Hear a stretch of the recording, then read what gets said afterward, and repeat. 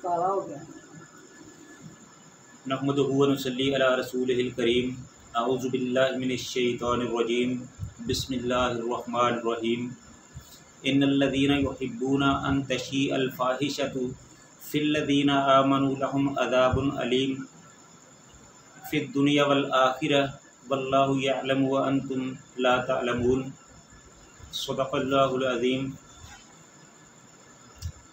हर किस्म की हम्द व सना अल्लाह ताला की ज़ात के लिए जो सारे जहानों का पैदा करने वाला है, और लाखों करोड़ों दुरूद व सलाम रसूलुल्लाह सल्लल्लाहु अलैहि वसल्लम की ज़ात पे जो सारे नबियों के इमाम और सारी कायनात के सरदार हैं।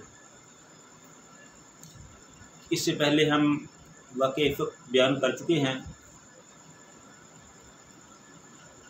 और ये आयत भी उसी से मुतल्लिक़ा है। और इस आयत का भी जो पस मंज़र है वो कुछ इसी तरह है कि जब यहूदियों ने ये देखा कि वो मुसलमानों के साथ लड़ नहीं सकते, मैदान में मुसलमानों का मुकाबला नहीं कर सकते, तो उन्होंने एक साजिश रचाई कि जो मदीने के मुनाफिक थे वो चूँकि यहूदियों के ज़ेर असर थे, तो उन यहूदियों के कहने पर उन मुनाफिकीन ने ये प्रोपेगेंडे का तूफ़ान शुरू किया, और मकसद सिर्फ़ ये था कि किसी तरीके से मुसलमानों को ज़लील किया जाए, मुसलमानों को अखलाकी तौर पर नीचा दिखाया जाए, मुसलमानों को बदनाम किया जाए, मुसलमानों की ताकत को कमज़ोर किया जाए। लेकिन अल्लाह रब्बुल इज़्ज़त ने मुसलमानों को इज़्ज़त दी और उनके प्रोपेगेंडे से बचाया। व तो इज़्ज़ो मन तशा व तो ज़िल्लु मन तशा बियदिकल खैर। ये हकीकत है कि इज़्ज़त और ज़िल्लत उस अल्लाह के हाथ में है। वो जिसे चाहता है इज़्ज़त दे देता है और जिसे चाहता है ज़लील कर देता है। उसी के हाथ में सारी भलाइयाँ हैं। तो इस तरह यहूदियों ने और मुनाफिकीन ने मिलकर मुसलमानों के ख़िलाफ़ ये जो प्रोपेगेंडा और बदतमीज़ी का तूफ़ान शुरू किया था, अल्लाह ताला ने उससे मुसलमानों को सुरखरू किया।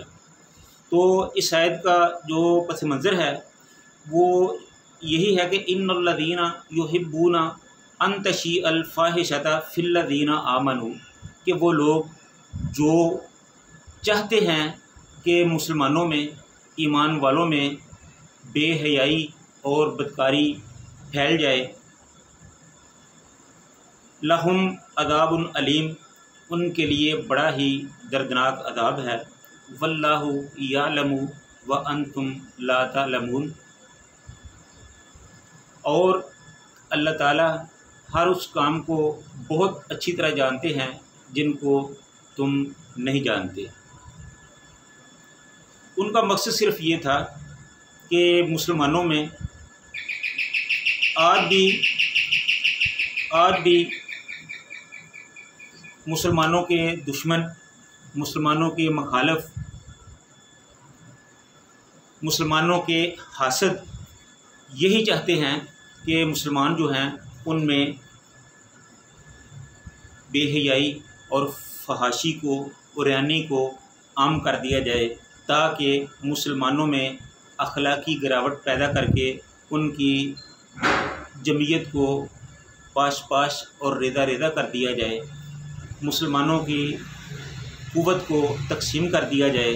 तो इसलिए जहाँ इन काफ़िरों की इन कोशिशों का अमल दखल है, वहाँ हमारे मुसलमानों का भी कुछ फ़र्ज़ है कि वो अपने आप को ना सिर्फ़ इन चीज़ों से बचाए बल्कि इनके ख़िलाफ़ जद्दोजहद करें। जो खामिद है उनको चाहिए कि वो अपनी बीवी पे कंट्रोल करे, जो माँ है उसे चाहिए कि वो अपनी बेटी पे कंट्रोल करे, जो भाई है उन्हें चाहिए कि वो अपनी बहन पे कंट्रोल करे। माँ बाप से, खामन से, बाप से, भाई से, बेटे से ये पूछा जाएगा।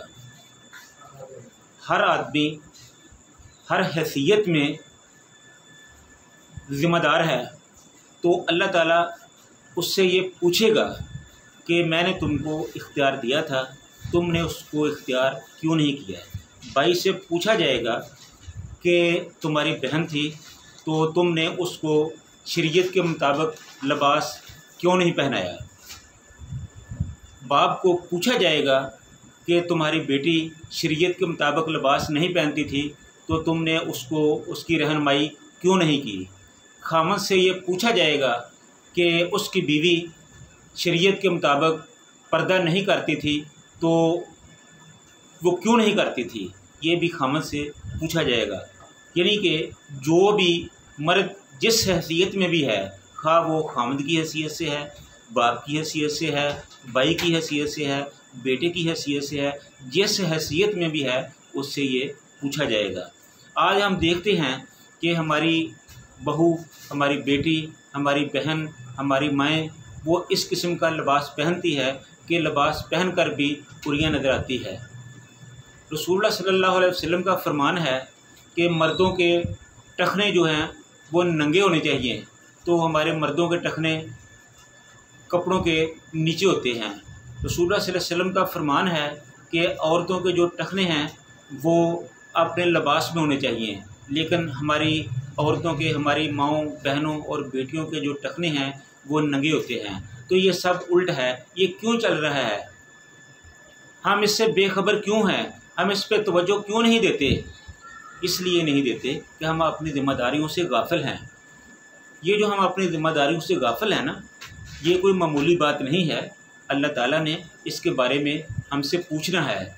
और रसूलुल्लाह सल्लल्लाहु अलैहि वसल्लम का ये फरमान है कि जो शख्स अल्लाह के दरबार में पूछ लिया गया वो तबाह हो गया। तो अल्लाह से हमें ये दुआ करनी चाहिए कि अल्लाह ताला हमारे हिसाब को आसान करे, और हमारी ये कोशिश होनी चाहिए कि हम अपनी ज़िम्मेदारियों से ओहदा बरा हों, अपने अपने माहौल में अपनी अपनी ज़िम्मेदारी को अदा करें। लिहाजा कोई ऐसा काम जिससे मुसलमानों में बेहयाई, उरियानी और फहाशी फैलने का ख़तरा हो वो हमें नहीं करना चाहिए। अगर करेंगे तो हम उसके ज़िम्मेदार होंगे, खा वो औरत है, खा वो मर्द है, जो भी है वो अपने किए का खुद ज़िम्मेदार है। लिहाजा हमारी औरतों को भी, हमारे मर्दों को भी इस सिलसिले में अपनी अपनी ज़िम्मेदारी का ख्याल करना चाहिए। तो अल्लाह ताला ने ये फरमाया है कि इन्नल्लज़ीना युहिब्बूना अन तशीअल फ़ाहिशता फ़िल्लज़ीना आमनू लहुम अज़ाबुन अलीमुन फ़िद दुनिया वल आखिरा वल्लाहु यअलमु व अंतुम ला तअलमून। असल में उन लोगों ने कोशिश की थी कि मुसलमानों में बेहयाई और उरियानी को फैला दिया जाए। उन्होंने कोशिश की थी कि मुसलमानों को अखलाकी तौर पर शिकस्त दी जाए। उन्होंने कोशिश की थी कि मुसलमानों को अखलाकी तौर पर नीचा दिखा दिया जाए, गिरा दिया जाए, क्योंकि मुसलमानों की बुनियाद ही अखलाक थी। इस्लाम के फैलने की जो बुनियाद है वो अखलाक है। इन्नका लअला खुलुकिन अज़ीम के महबूब सल्लल्लाहु अलैहि वसल्लम, हमने आपको अखलाक के बड़े बुलंद मर्तबे पर फ़ायद किया है। तो हमारी जो बुनियाद है वो अखलाक पर मुबनी है। अगर हमारे अंदर अखलाक नहीं होगा तो हमारी तमाम बुनियादें, ईमान की बुनियाद, हमारे दफ़ा की बुनियाद, हमारी फ़ौज की बुनियाद, हमारी मईशत की बुनियाद, हमारे मुल्क की बुनियाद, हमारी कौम की बुनियाद, ये सब बुनियादें कमज़ोर होंगी। अगर हम अखलाकी तौर पर मजबूत होंगे तो हम हर लिहाज से मजबूत होंगे। तो अल्लाह ताला से दुआ है कि अल्लाह ताला हमें अपने मुक़द्दस दीन को समझकर उस पर अमल करने की तौफ़ीक़ अता फ़रमाए। व आखिरु दावाना अनिल हम्दुलिल्लाहि रब्बिल आलमीन।